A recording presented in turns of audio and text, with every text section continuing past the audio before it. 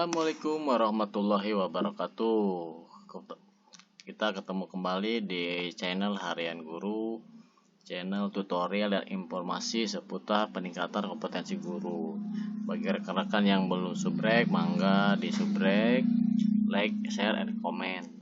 Pada kesempatan kali ini kita akan membedah soal UP PPG Daljab 2024, karena rekan-rekan yang PPG sekarang lagi pendidikan itu awal Maret sampai dengan tanggal 7 Maret itu akan mengadakan ujian pengetahuan atau UP PPG Daljab tahun 2024. Semoga dengan latihan soal kali ini dapat membantu pemahaman Ibu Bapak dalam menyelesaikan ujian pengetahuan. Kenapa harus latihan? Karena ujian pengetahuan PPG adalah suatu hal yang menakutkan bagi peserta karena banyak rekan-rekan yang tidak langsung lulus di UP sehingga harus mengulang berkali-kali. Ada rekan saya juga itu hampir 5 kali UP jadi kurang lebih 1 tahun dia harus mengulang. Nah, agar pengetahuan kita tepat dalam mengerjakan soal, maka kita harus latihan dulu agar Ibu Bapak dalam mengerjakan UP tenang, tepat waktu, efektif, agar sekali ujian lulus itu Ibu Bapak.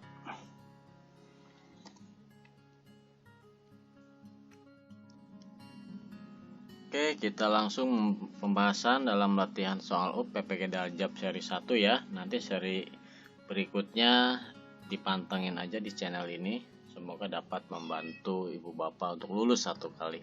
Pada pembahasan atau latihan soal UP PPG Daljab kali ini adalah terdiri dari 25 soal, yang dimana nanti kunci jawabannya ada di halaman terakhir Kita langsung saja. Nomor 1, kemampuan bahasa anak mulai berkembang, pemikiran masih statis, belum dapat berpikir abstrak, dan kemampuan persepsi waktu dan ruang masih terbatas. Merupakan perkembangan anak pada tahap A. Tahap sensori motorik, B. Tahap praoperasional, C. Tahap operasional konkret, D. Tahap operasional abstrak bukan konkret. Untuk soal nomor 1 itu jawabannya adalah yang B tahap praoperasional. Jadi sebelum melakukan pembelajaran, siswa tersebut mulai diawali dengan perkembangan pemikiran statis, belum terpengaruh oleh informasi-informasi dari luar Selanjutnya soal nomor 2. Seorang anak dengan kemampuan menggunakan kata secara efektif baik lisan maupun tertulis atau tulisan. Menurut Howard Gardner, anak tersebut mempunyai kecerdasan ... A. Kecerdasan bahasa atau linguistik, B. Kecerdasan logika matematika, D. Kecerdasan ruang, D. Kecerdasan gerak tubuh. Pada soal nomor 2 ini jawabannya adalah yang A yaitu kecerdasan bahasa atau linguistik menurut Howard. Soal nomor 3. Untuk mengetahui kemampuan awal peserta didik, seorang pendidik dapat melakukan A. Pengayaan materi pelajaran, B. Refleksi, C. Latar belakang peserta didik, D. Tes awal. Untuk latihan kali ini kita langsung jawaban yang tepatnya aja jangan dibahas. Kalau dibahas nanti akhir video oleh Ibu Bapak, silahkan dibahas dari mana atau apa alasan jawaban tepatnya. Untuk nomor 3 ini soalnya yang benar adalah jawabannya C. D. Latar belakang peserta didik. Kita harus tahu latar belakang peserta didiknya apa.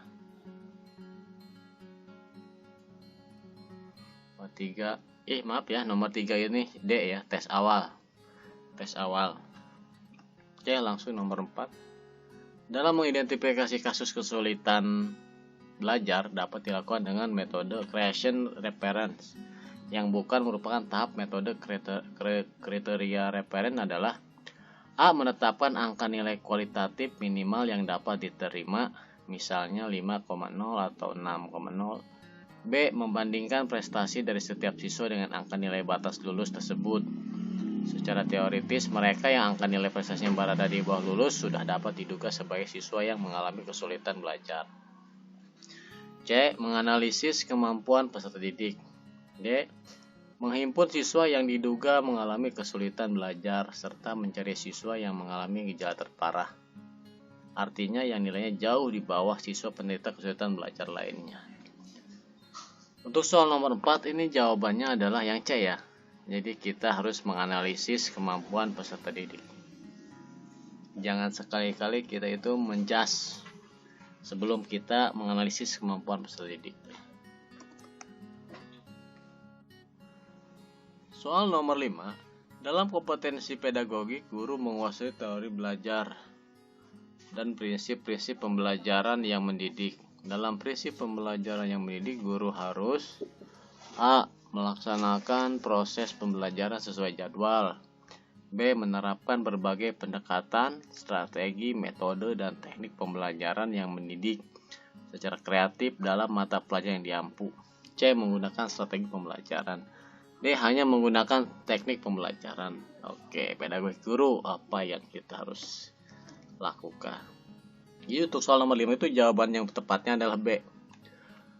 Guru harus menerapkan berbagai pendekatan, strategi, metode, dan teknik pembelajaran yang mendidik secara kreatif dalam mata pelajaran yang diampu.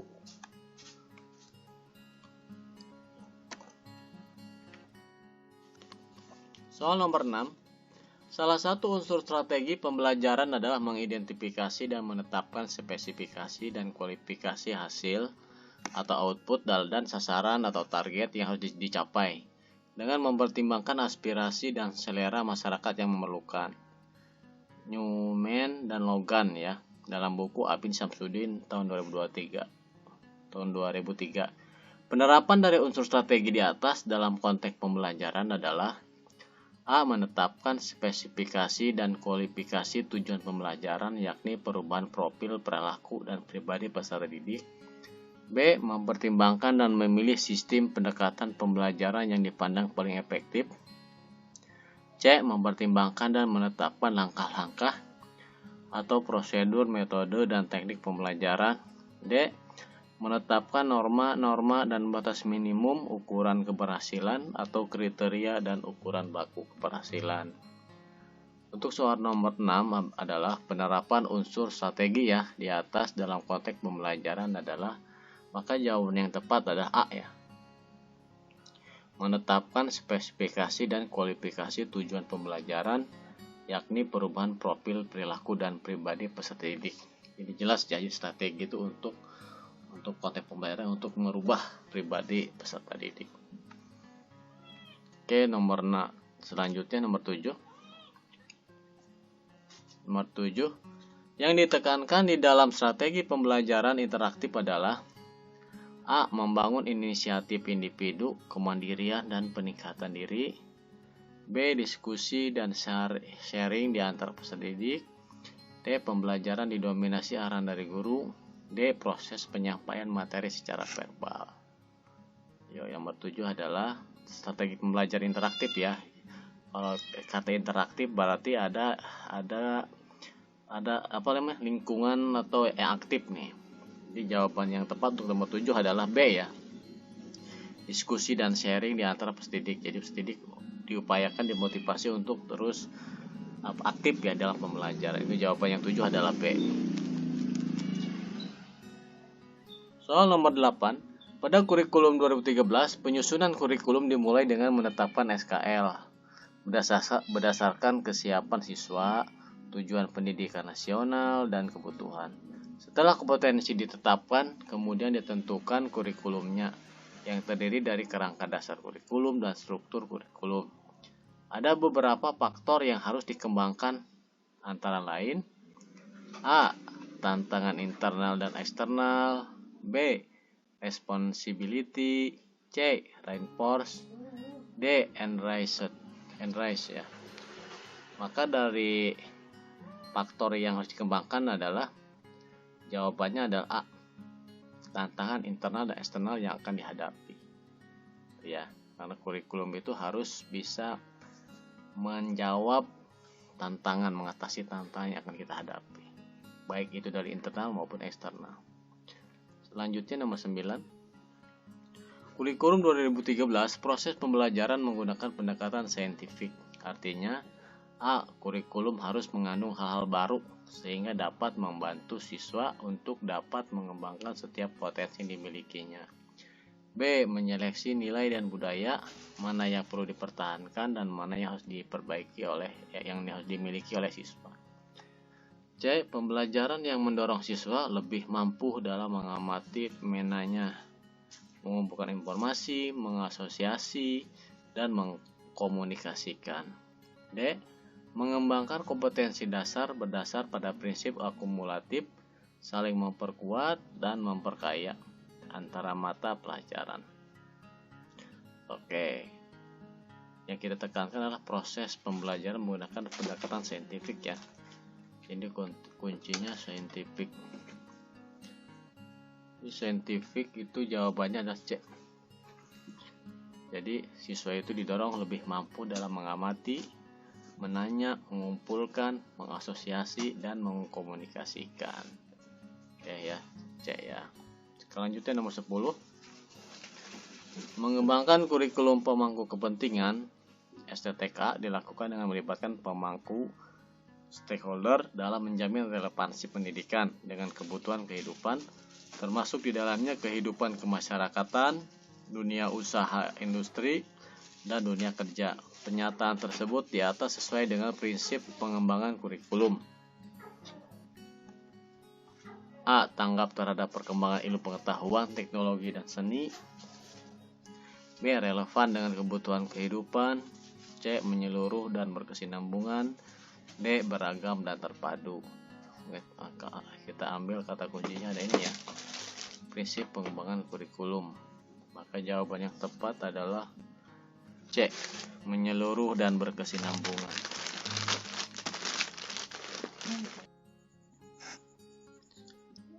Lanjut soal nomor 11.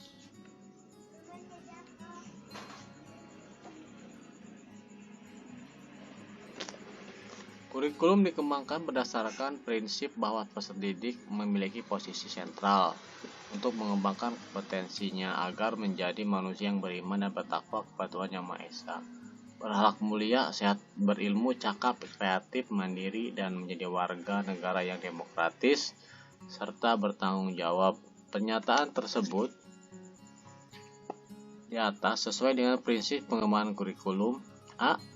Tanggap terhadap perkembangan ilmu pengetahuan, teknologi, dan seni. B. Relevan dengan kebutuhan kehidupan. C. Menyeluruh dan berkesinambungan. D. Beragam dan terpadu. Maka jawaban yang tepat adalah D. Beragam dan terpadu. Oke. Next, nomor 12. Upaya guru dalam memberikan kesempatan kepada siswa untuk merefleksikan pengalaman belajar yang telah dialami yang paling optimal adalah dengan cara A. Guru memberikan tes atau pekerjaan rumah setiap akhir pelajaran. B. Guru menggunakan pertanyaan terarah maupun pertanyaan bersifat penelusuran saat pembelajaran berlangsung. C.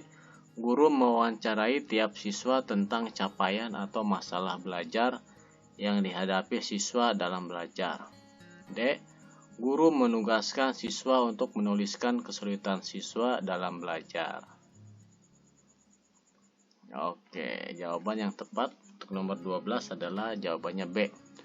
Guru menggunakan pertanyaan terarah maupun pertanyaan bersifat penelusuran saat pembelajaran berlangsung. Ini tepat ya. Tapi ingat, pertanyaannya harus seputar materi yang kita ajarkan hari itu. Oke. Untuk 12 jawabannya B ya. Next, nomor 13. Upaya merancang pengayaan bagi peserta didik yang mencapai ketuntasan belajar optimal tampak dalam kegiatan guru sebagai berikut. A. Ingat pengayaan ya, bukan remedial. A. Memberikan tambahan materi berupa sumber ajar dari pengarang yang berbeda. B. Memberikan tes tambahan dengan tingkat kesukaran yang lebih tinggi. C. memberikan tambahan sumber bahan tambahan yang lebih mendalam dan tingkat variasi yang tinggi berikut instrumen tesnya yang sesuai. D. Memberikan tambahan materi berupa sumber ajar dari penerbit yang berbeda. Jawaban yang tepat nomor 13 adalah yang C. Memberikan tambahan sumber bahan tambahan yang lebih mendalam dan tingkat variasi yang lebih tinggi berikut instrumen tes yang sesuai. Kalau pengayaan itu kita meningkat ya. Kalau remedial itu stagnan. Itu kunci dari pengayaan dan remedial. Yang 13 jawabannya C ya. Oke, kita lanjut ke nomor 14. Yang dimaksud dengan penilaian adalah titik-titik. A. Pengumpulan dan pengolahan informasi untuk mengukur pencapaian hasil belajar peserta didik. B. Proses yang dilakukan untuk mengambil keputusan berdasarkan evaluasi. C. Membandingkan hasil pengamatan dengan suatu kriteria. D. Proses interaksi antara peserta didik dan pendidik. Ini nomor 14 adalah jawabannya yang tepat A. Penilaian itu adalah mengumpulkan dan mengolah informasi untuk mengukur pencapaian hasil belajar peserta didik. A ya. Oke. Next nomor soal 15. Bentuk penilaian yang menghendaki peserta didik menampilkan sikap menggunakan pengetahuan yang diperoleh dalam pembelajaran dalam melaksanakan tugas disebut penilaian. A. Pretest. B. Post-test. C. Autentik. D. Non-autentik. Oke, ingat ya, tugasnya adalah agar siswa menampilkan sikap menggunakan pengetahuan yang diperoleh dalam pembelajaran. Itu adalah jenis tesnya adalah nomor 15, jawabannya C, autentik. Jadi siswa itu menerapkan ya sikap penggunaan pengetahuan. Nomor 15 jawabannya C. Langsung ke nomor 16. Pendidik melakukan penilaian kompetensi sikap melalui observasi, penilaian diri, penilaian teman sejawat, peer evaluation oleh peserta didik. Adapun instrumen yang digunakan dalam penilaian tersebut adalah 16. A. Skala penilaian. B. Rubrik. C. Jurnal. D. Soal tes. Ingat, kuncinya adalah observasi ya, teman sejawat. Jadi nomor 16 ada jawabannya A. Skala penilaian. Oke, next nomor 17. Lingkup penilaian hasil belajar mencangkup beberapa kompetensi yaitu A. Kompetensi spiritual, kompetensi sikap. B. Kompetensi inti, kompetensi dasar. C. Kompetensi sikap spiritual, kompetensi sikap sosial, kompetensi keterampilan, kompetensi pengetahuan. Dan D. Kompetensi sikap sosial. Di sini lingkup penilaian hasil belajar mencangkup potensi. Jadi harus mencangkup potensi dari penilaian ya. Maka yang tepat adalah C ya. Spiritual, sikap sosial, keterampilan, dan pengetahuan. Nomor 17 jawabannya adalah C. Nomor 18. Aspek yang dinilai dalam pembelajaran matematika sebagai berikut. Kecuali A. Pemahaman konsep. B. Menggunakan grafik. C. Melakukan prosedur. D. Pemecahan masalah dan sikap. Di nomor 18 adalah D. Pemecahan masalah dan sikap. Ya, oke. Nomor 19. Konsep menyodorkan berbagai situasi kepada siswa dan mendorong siswa untuk menyelidiki. Mencari jawabannya adalah konsep dan strategi. A. Discovery learning. D. Inductive learning. C. Inquiry learning. D. Cooperative learning. Maka jawaban yang tepat adalah untuk menyelesaikan masalah ya. 19 adalah C. Inquiry learning, artinya mencari ya. Kuncinya mencari. Oke. 19 C. Kita lanjut ke nomor 20. Guru membentuk kelompok-kelompok belajar dan memberikan tugas kepada tiap kelompok. Setiap anggota dari suatu kelompok memberikan tugas dan fungsi tertentu, sehingga jika salah satu tidak menjalankan tugasnya, maka pekerjaan kelompok tersebut tidak dapat diselesaikan.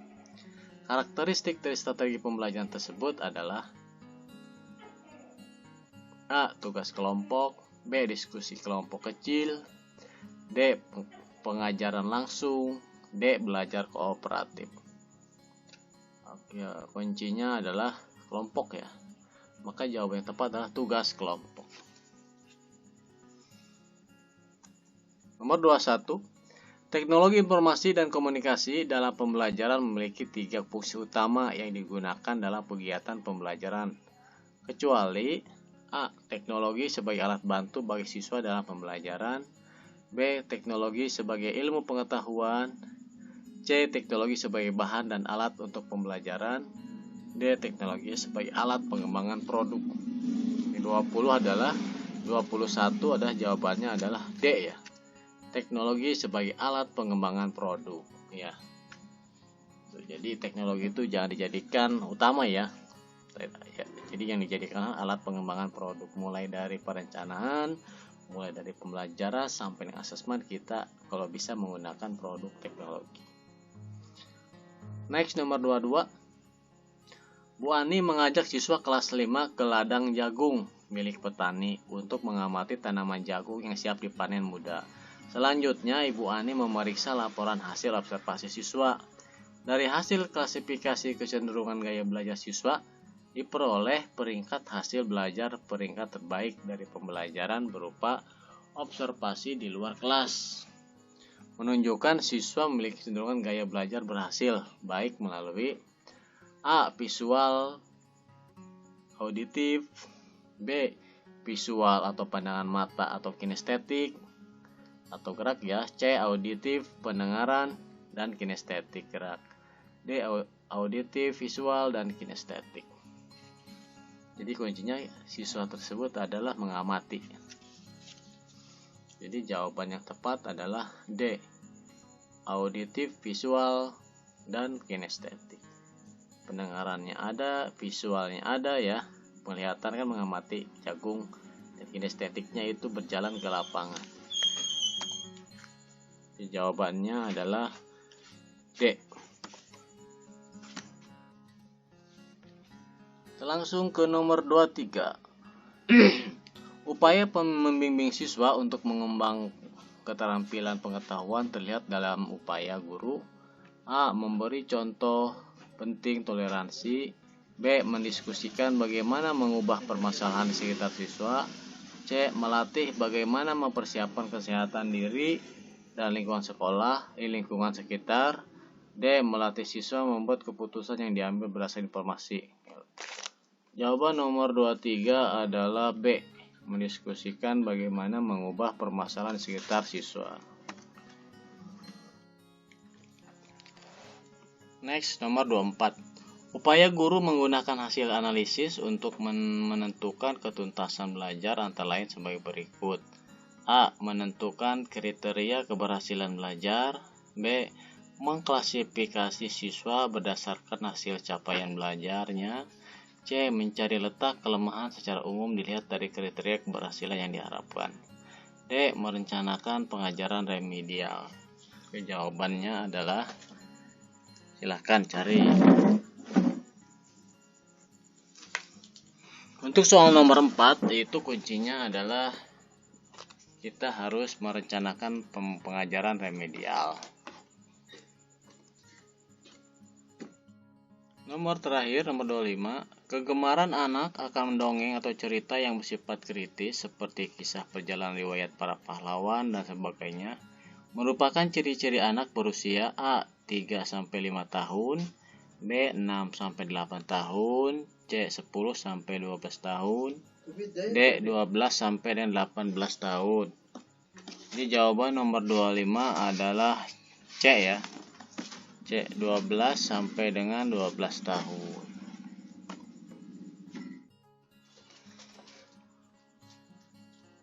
Oke, terima kasih Ibu Bapak. Semoga latihan soal ujian pengetahuan PPG Daljab tahun 2024 itu dapat Ibu Bapak terima ya, dan Ibu Bapak semoga sukses. Bagi Ibu Bapak untuk lebih selanjutnya informasi tentang potensi guru, Itu ada di Facebook, ada Harian Guru, di TikTok Harian Guru ya, di channel YouTube @harianguru, adapun websitenya insmedia.com. Oh iya, lupa ya, jadi kunci jawabannya belum saya cantumkan ya. Oke, jadi bonus untuk ibu bapak karena menyaksikan latihan soal sampai akhir, maka ini bonusnya ibu bapak ya. Silahkan dicatat atau screenshot ya. Ini jawaban latihan seri pertama dari nomor 1 sampai dengan nomor 25. Mudah-mudahan, silahkan ibu bapak di screenshot ya. Oke, mudah-mudahan dalam pengerjaan ibu bapak berjalan dengan lancar. Saya doakan lulus 1 kali ujian. Jadi jangan ngulang lagi karena itu membebani pikiran ibu bapak.